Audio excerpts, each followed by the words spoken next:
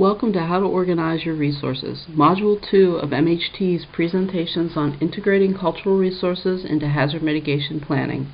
This module will provide an introduction to hazard mitigation and lead listeners through a 4-step process for getting started on hazard mitigation planning for cultural resources.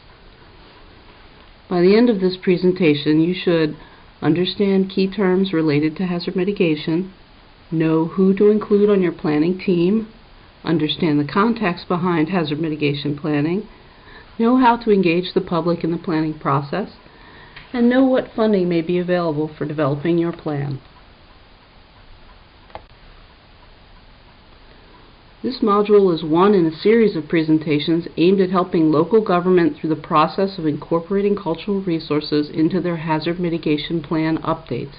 Additionally, MHT can provide technical assistance with hazard mitigation planning efforts pre- and post-disaster.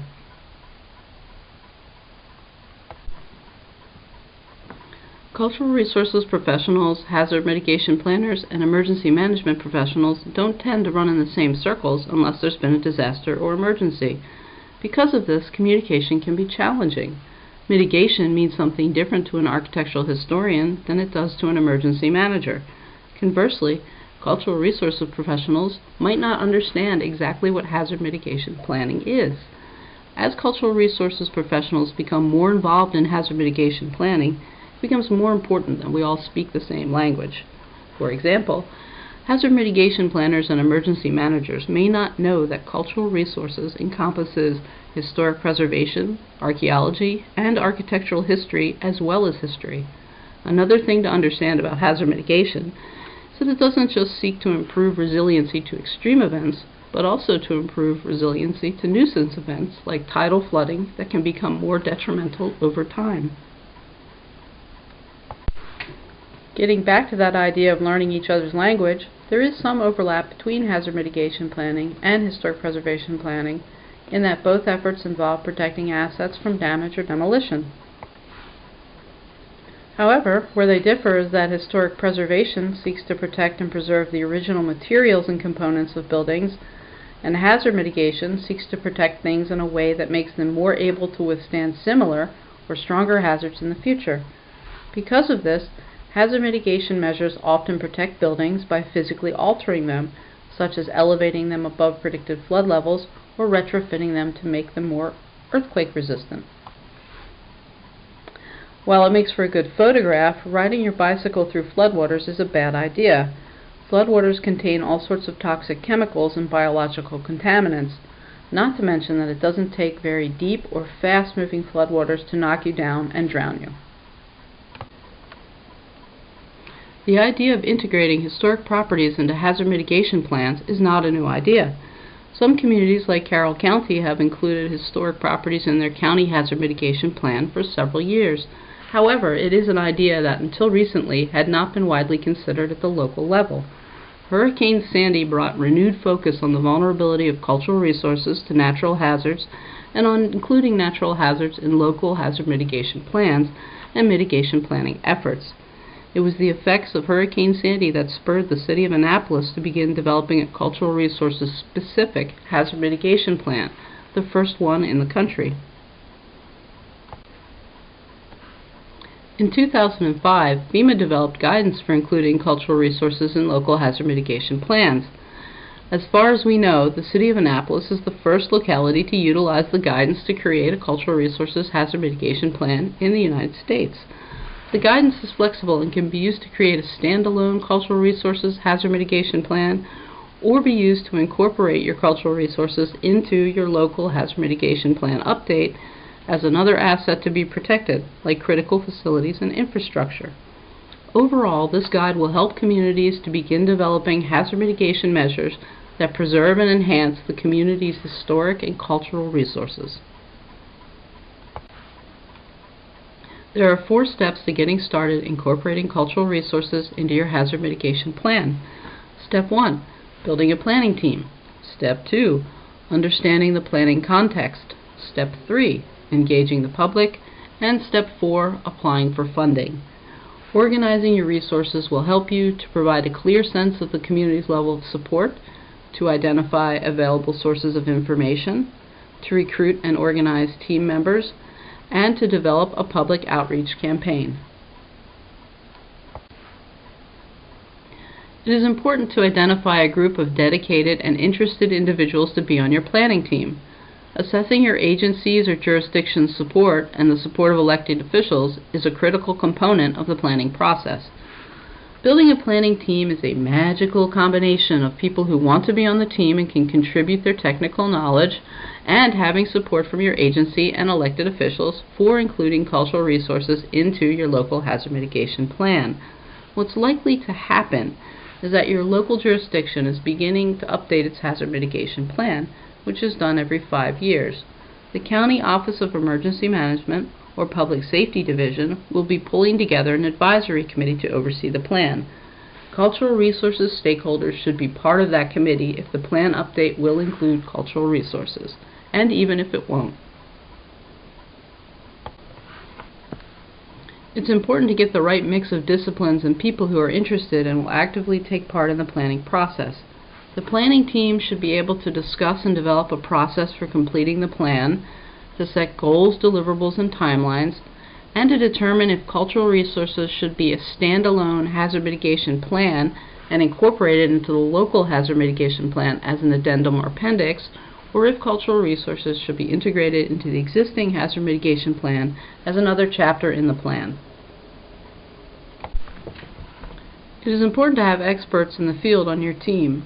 Everyone has a role to play when contributing to the plan: local government, contractors, and state agency partners, and they'll need the assistance that experts can provide in terms of what mitigation measures may or may not be appropriate for historic structures, and in bridging the gap in language that we spoke of earlier.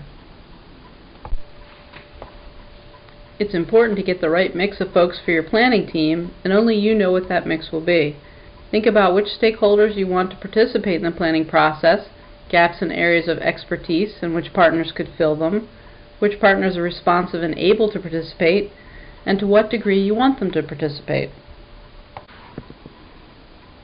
Here's a look at how the City of Annapolis has organized their resources to create their Cultural Resources Hazard Mitigation Plan. Because it's the first location in the country to use FEMA's guidance to create a Cultural Resources specific hazard mitigation plan, and the area most vulnerable to flooding is the National Historic Landmark District, many federal and state agencies were interested in participating in the planning process. This diverse group brings a lot of experience to the planning process from a variety of disciplines, and several partners have been key resources for funding portions of the project. The Annapolis City Council have been key members as well, especially in driving legislation in favor of this initiative, providing funding, and engaging the community in issues surrounding natural hazards and the city's historic district. Historic preservation and hazard mitigation are typically housed in different departments and may have little or no interaction with one another. Because cultural resources professionals are not often involved in hazard mitigation planning, it is important to gain an understanding of the context of how and why hazard mitigation plans are developed, updated, and maintained. This way, when you begin to work with hazard mitigation planners, you will be better able to communicate what is needed to identify and protect your cultural resources. All 23 counties in Maryland have a hazard mitigation plan. The municipalities in the county typically adopt the county plan by ordinance and participate in the plan update process. Only the cities of Annapolis, Baltimore, and Ocean City have city-specific hazard mitigation plans. Hazard mitigation plans are updated every 5 years. Having a FEMA-approved mitigation plan makes your jurisdiction eligible for FEMA's hazard mitigation assistance grants before and after a disaster. The responsibility for updating the hazard mitigation plan typically rests in the Department of Emergency Management or Department of Public Safety. The state is in the process of transitioning comprehensive plans to a 10-year review cycle. That means the hazard mitigation plan will be updated twice for every single update of the comprehensive plan. This is something to consider carefully when you are updating the mitigation goals, strategies, and actions in your hazard mitigation plan. Preservation plans are not required, so there is no set schedule for updating a plan if your jurisdiction has one. However, it is recommended that you consider creating a preservation plan and aligning the goals and strategies in that plan with the hazard mitigation plan and the comprehensive plan, and updating your preservation plan on a regular schedule, either aligned with the hazard mitigation plan or the comprehensive plan. You can't protect what you don't know about, so a key first step in the planning process is to obtain information on the location of historic properties in your jurisdiction. Keep in mind that inventories only list resources we know about. This means you should be thinking of a strategy to identify unknown resources. Generally, properties eligible for listing in the National Register of Historic Places are at least 50 years old. This means that properties constructed in 1965 or earlier are potentially eligible for listing in the National Register and are structures that you should consider including in your hazard mitigation plan. Hazard mitigation planning can be an emotional process as people's homes, livelihoods, and communities are at risk. Therefore, it's important to consider partnering with a group or groups that typically engage the public around difficult subjects. The City of Annapolis created Weather It Together, Protecting Our Historic Seaport, as a brand for their public outreach initiative for their hazard mitigation plan. The Weather It Together brand provides a recognizable icon under which to conduct activities that instantly alerts the public as to the subject matter of the meeting, the city's Cultural Resources Hazard Mitigation Plan. The community may not have considered how natural resources can impact their cultural resources, or they may have a firm grasp on where and how cultural resources are being impacted. No matter where they are, it's a good idea to start your public outreach early in the planning process. Public engagement should be an ongoing process rather than a series of prescribed meetings. Think of other opportunities in your community where you can interact and exchange information with the public. Bear in mind that public engagement is a two-way street. You need to both speak with people and listen to what they have to say. Hazard mitigation plans are generally funded by MEMA, the Maryland Emergency Management Agency, through FEMA's Pre-Disaster Mitigation Program, also known as PDM. Hazard mitigation plan updates are typically funded through FEMA's Pre-Disaster Mitigation Grant Program, or PDM. FEMA's Flood Mitigation Assistance Grant Program, or FMA, may only be used to support the flood hazard portion of a local hazard mitigation plan or to create a flood-specific hazard plan. FEMA's Hazard Mitigation Grant Program, or HMGP, is only available post-disaster. Funds can be used for hazard mitigation planning-related activities or hazard mitigation capital projects such as elevation. HUD's Community Development Block Grant, or CDBG, has a requirement that not less than 70% of CDBG funds allocated to a jurisdiction be used for activities that benefit low and moderate income persons. In addition, each activity must meet one of the following national objectives for the program. 1. That it benefit low and moderate income persons. 2. The prevention or elimination of slums of blight.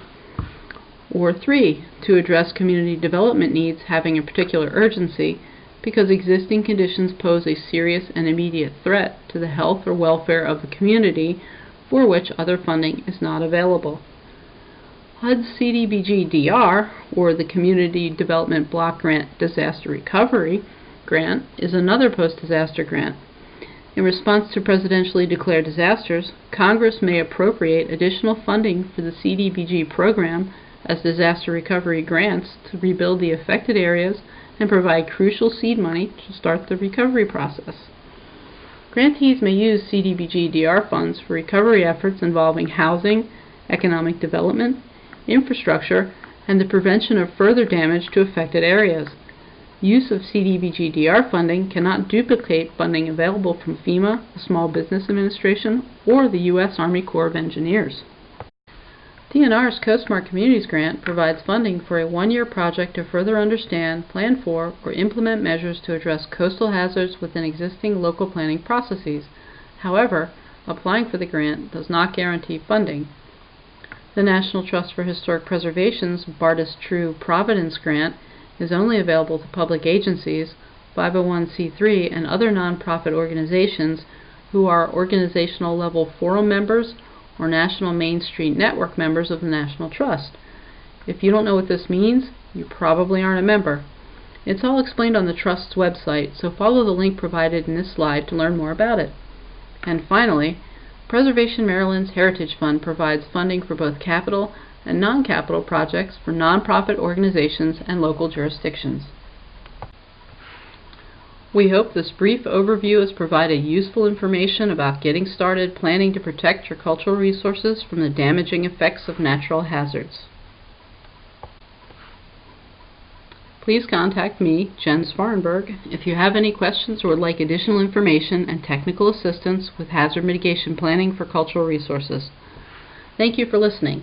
Keep checking our website as more informational modules will be available in the future on such exciting topics as Cultural Resources Survey for Hazard Mitigation Plans and Estimating the Economic Impact of the Loss of Cultural Resources, and finally, Mitigation Actions and Prototyping.